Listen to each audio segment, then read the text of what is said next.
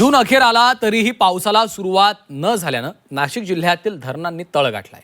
जिल्ह्यामध्ये छोटी मोठी एकूण 26 प्रकल्प असून या प्रकल्पामध्ये केवळ 20% इतकाच पाणीसाठा शिल्लक आहे। तर नाशिक शहराला पाणी पुरवठा करणाऱ्या आणि मराठवाड्याची तहान भागवणाऱ्या गंगापूर धरणात देखील 30% इतकाच पाणीसाठा शिल्लक राहिलाय।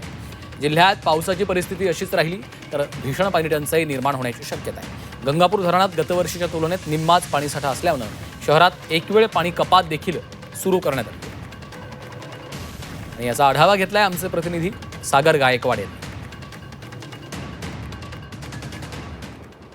जूनचा शेवटचा आठवडा आला असला तरी पावसाची प्रतीक्षा ही कायम नाशिककरांना आहे। कारण काही दिवसांपूर्वी काही तुरळक पाऊस पडला, मात्र अपेक्षा एवढा पाऊस पडला नाही। यामुळे नाशिक जिल्ह्यातील अनेक धरणं हे कोरडे खाक पडल्याचं पाहायला मिळतंय।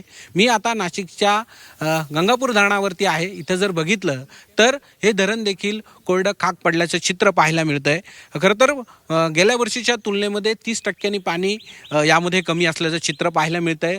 मागच्या वर्षी याच धरणात 60% पाणीसाठा शिल्लक होता, मात्र आता अवघे 30% पाणीसाठा शिल्लक आहे। याच धरणातून खरं तर नाशिककरांना पाणी पुरवलं जातं। पिण्याचं पाणी याच धरणातून नाशिककरांना मिळतं। मात्र सध्याचे चित्र जर बघितलं तर गंगापूर धरणाची परिस्थिती पूर्ण धरणात कोरडा खाक पडल्याचं चित्र पाहायला मिळतंय। नाशिक जिल्ह्यातील इतर धरणांचा विचार केला तर संपूर्ण धरणामध्ये तब्बल 20%च पाणीसाठा शिल्लक आहे। यामुळे पाणी कपातीचं संकट जे आहे ते सध्या नाशिककरांवरती पाहायला मिळतं। याआधी देखील प्रशासनाने 1 दिवसाची पाणी कपात केलेली आहे।